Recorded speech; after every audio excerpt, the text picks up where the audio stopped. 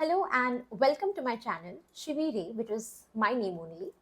And today we are going to talk about everything that you need to know about Gandhi Fellowship, starting from the form fill-ups to the end of your fellowship. We'll talk about the learnings, opportunities, challenges you are going to face and everything. So video के last तक बने रहिए मेरे साथ. Disclaimer: I have quit Gandhi Fellowship and I will also talk about why I have quit it. Let's start from the form fill-up process.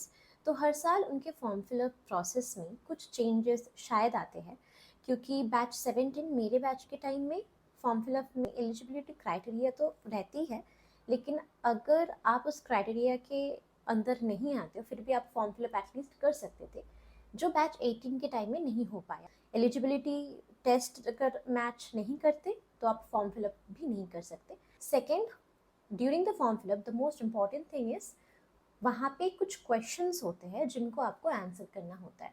Make sure कि आप थोड़ा सा अपना टाइम ले लो, क्वेश्चंस लिख लो, फिर थोड़ा सा टाइम देके सोच के आंसर्स लिख के फिर सबमिट करो. सिलेक्शन प्रोसेस में भी मेरे बैच के टाइम में अलग था, बैच 18 के टाइम में वो चेंज हो गया. मेरे बैच के टाइम में आई थिंक 4 to 5 प्रोसेसेस थे जिसके थ्रू सिलेक्शन हुआ. 2 मॉक टेस्ट थे हमारे, उसके बाद group discussion and personal interview. लेकिन जो बैच 18 के टाइम में हुआ वो कम्प्लीटली ग्रुप एक्टिविटीज़ के बेस्ड पे लोगों को सिलेक्ट किया गया. चाहे वो ग्रुप एक्टिविटी हो, चाहे वो ग्रुप डिस्कशन हो, आप एक्टिवली पार्टिसिपेट कर रहे हो. सिलेक्शन में यही देखा जाता है कि कौन ज़्यादा एक्टिवली पार्टिसिपेट कर रहा है, कौन क्वेश्चंस कर रहा है, कौन इनिशिएट्स ले रहा है, कौन आइडियाज़ लेके आ रहा है. मेन बात यही है कि जो ज़्यादा एक्टिवली पार्टिसिपेट करेगा एंड कॉन्फिडेंट रहेगा, खुद को प्रेजेंट करेगा, तो उसी का सिलेक्शन होगा. बिकॉज ग्राउंड में भी जाके आपको वही सारी चीज़ें जो आपने अपने इंटरव्यू राउंड में या फिर अपने सिलेक्शन प्रोसेस में आपने प्रेजेंट किया है, वही सारी चीज़ें आपको फील्ड्स में भी जाके करनी पड़ेगी. That's why they select the people who are more engaging and participating. अब सिलेक्शन के बाद आपको एक जगह अलॉकेट किया जाएगा. That can be any state, any district.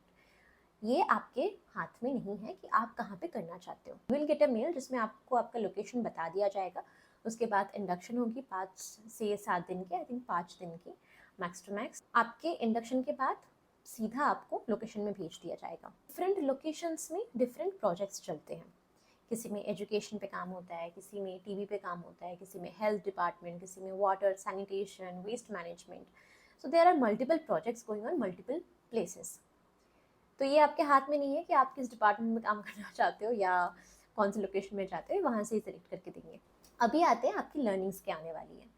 तो during the fellowship you will learn how to communicate with the stakeholders, how to manage the stakeholders, और जो भी आप डिपार्टमेंट में काम करोगे उसके आपको इंसाइट्स मिलेंगे. मैंने एजुकेशन पे काम किया तो मुझे बुनियादी शिक्षा अभियान क्या होता है, फिर NEP 2020 के ऊपर क्या क्या चीज़ें होती है, तो उस पर मुझे इंफॉर्मेशंस मिले. एंड एजुकेशन डिपार्टमेंट में मेरा जो रोल रहा वो स्ट्रॉन्ग हुआ. अभी जिसको हेल्थ है उसको हेल्थ के इंसाइट्स मिलेंगे, तो डिफरेंट डिपार्टमेंट्स के इंसाइट्स आपको मिल सकते हैं. और भी बहुत सारे प्रोसेसेस होते हैं जिसके थ्रू आप अंडरस्टैंडिंग, कम्युनिकेशन, इंटरपर्सनल स्किल्स जो है आपका वो बेटर होगा, इम्प्रूवमेंट हो. कैंप्स में जैसे आपको प्रेजेंट करने का मौका दिया जाएगा, उन सारी चीज़ों की वजह से आपका जो कॉन्फिडेंस लेवल है सब कुछ ग्रो करेगा. बहुत ज़्यादा एक्सपोजर मिलेगा जिस भी जगह पे आप रहोगे. उसमें कम्युनिटी कैसी है, कल्चर कैसा है. अगर आपने इसके पहले कभी बड़ी ऑर्गेनाइजेशन में काम नहीं किया है तो आपको ऑर्गेनाइजेशंस के फॉर्मेट समझने को मिलेगा कि कैसे काम होता है, क्या क्या पैरामीटर्स होते हैं, क्या क्या रैंक्स होते हैं, उनके बारे में आपको पता चलेगा. ऑल्सो डिपेंड्स कि आप इतना सीख पा रहे हो और ले पा रहे हो और आपकी एनवायरनमेंट कैसा है. अभी जब एनवायरनमेंट की बात आ ही गई, let's talk about challenges. So the first challenge you are going to face is different place, different people, different cultures, different types of food. So उसमें आज जो आपको डेमोग्राफिक चैलेंजेस थोड़ा सा जो बेसिक हर कोई फेस करता है.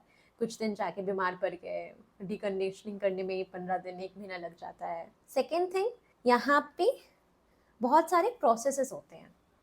CI, कम्युनिटी इमर्शन, विपासना और भी कुछ कुछ चीज़ें होती हैं. तो अभी CI प्रोसेस में आपको 1 महीना किसी के घर में जाके रहना पड़ेगा। आप उनको पैसे नहीं दे सकते, आपको सर्विस प्रोवाइड करना, कुछ भी करके आपको मैनेज करके आपको रहना पड़ेगा किसी के घर में, लेकिन आप उनको पैसे नहीं दे सकते किसी भी चीज़ के लिए। तो ये वाला पार्ट चैलेंजिंग हो जाता है कि घर नहीं मिलता है बहुत दिन से। अगर आपने अच्छा कनेक्शन बना लिया है तो फिर तो सही है, अदरवाइज घर मिलना बहुत ज़्यादा मुश्किल हो जाता है। और घर मिल भी जाता है तो उस घर में जो एनवायरनमेंट होता है उसके साथ अडेप्ट करना थोड़ा सा मुश्किल हो जाता है। मेरे CI का भी एक्सपीरियंस है, विच आई विल टॉक लेटर और may be in the next video if it's needed. तो ये एक CI का होता है। विपासना मेडिटेशन का होता है, आप लोग गूगल में सर्च कर लेना व्हाट इज़ विपासना मेडिटेशन, वहाँ पे डिटेल्स में बता देंगे। तो ये चीज़ें मैंडेटरी है, विपासना भी आपको मैंडेटरी करना पड़ता है। देश से यहाँ पे थोड़ा सा क्रिटिकल हो जाऊंगी मैं, वो लोग आपको इन्फ्लुएंस करेंगे कि आप विपासना करें, लेकिन आपका डिसीजन जो है वो नो भी नहीं हो सकता कि नहीं मैं विपासना नहीं करने वाली, तो आपको करना ही पड़ेगा। आई फील लाइक कि विपासना एंड कोई भी रिलीजियस या स्पिरिचुअल जो चीज़ें होती है, इन पे you can't force someone to do this, you can only influence. And अगर उनका आंसर नो होता है, you should not force it. This is also our rights, right? कि we can't, someone can't force us to follow a religion or a spiritual thing or even force us to do vipassana. तो यहाँ पे वो system है, they don't force directly but you can't also say no to that. CI भी same ही reasons के लिए है। तो CI का मेन थीम होता है कि आप एम्पैथी आप में डेवलप हो, आपकी कम्युनिटी में क्या क्या चीज़ें हो रही है बहुत क्लोजली आप समझ पाओगे, क्योंकि 24/7 for 30 days you are staying there. But for a person who has already seen so much in life, तो वहाँ पे जाना 30 days के लिए I think it's not necessary. 15 days 10 days काफ़ी होता है, बट उन लोगों का 2 साल में 4 बार CI प्रोसेस हो जाता है, तो I don't think it's actually necessary. First सब CI का थीम अलग होता है, बट उनका मेन यही होता है कि एम्पैथी बिल्ड करना। तो I really don't see any point there, though I have done my CI 2 times एक साल में। Now let's come to the opportunities part. Best thing that will happen here, you will get to meet with a lot of people from different backgrounds, different cultures. Like जो other fellows हैं उनके साथ connections बनाओगे आप, तो एक huge वाला पूरे इंडिया में आपका कनेक्शन बनेगा, यहाँ पे भी दोस्त वहाँ पे भी दोस्त, सब जगह पे। तो एक फ्रेंड्स का ये चीज़ होता है। दूसरी बात, आपको ऑर्गेनाइजेशन के अंदर जो लोग हैं उनके साथ आप को कनेक्शन बनाने का मौका मिलेगा, चाहे वो डिज़ाइनिंग टीम से है, चाहे वो ऑप्स मेंबर से है, या फिर वो COE वाले हैं, तो उनके साथ आपको कनेक्शन बनाने का मौका मिलेगा। फिर उसके अलावा भी जब आप काम कर रहे हो, तो आप फील्ड में हो, तो बहुत सारे ऑर्गेनाइजेशंस के साथ भी कोलैबोरेशन में काम किया जाता है फील्ड वर्क में आपकी कम्युनिटी में। तो वहाँ पे भी आपको डिफरेंट ऑर्गेनाइजेशंस के साथ, डिफरेंट डिपार्टमेंट के लोगों के साथ काम करने का मौका मिलेगा और आप कनेक्शंस बना पाओगे if you have that in you. तो ये सारी चीज़ें हैं। लर्निंग्स में तो मैंने जो बताया वही सारी है कि आपकी जो लर्निंग्स होगी पहले मैंने बताया। फिर after completion obviously you will get a certificate, and second thing, they will also help you to get placement. They won't give you placement, they will help you to get a placement, which means आपका resume कैसे strong कर सकते हो आप, फिर interviews में कैसे आपको प्रेजेंट करना है खुद को, ये सारी चीज़ें आपको बता वैकेंसीज ग्रुप में आती जाएगी और आपको अपलोड करना है, लेकिन वो सब कुछ खुद से आपको करना है। ये मुझे पता चला है बैच 16 के फेलोज से, क्योंकि मैंने तो अपना कंप्लीट नहीं किया है। एंड इसके अलावा आप जहाँ पे हो उस लोकेशन में अगर आपको ढंग के लोग मिल गए आपकी टीम में, जैसे PL, SPL, PM, SPM सब होते हैं, वो मिल गया तो फिर तो बहुत बढ़िया। They will support you a lot, they will help you to get a clear direction अगर आप कंफ्यूज हो तो, but only if you get allocated to a place where there are good ops member.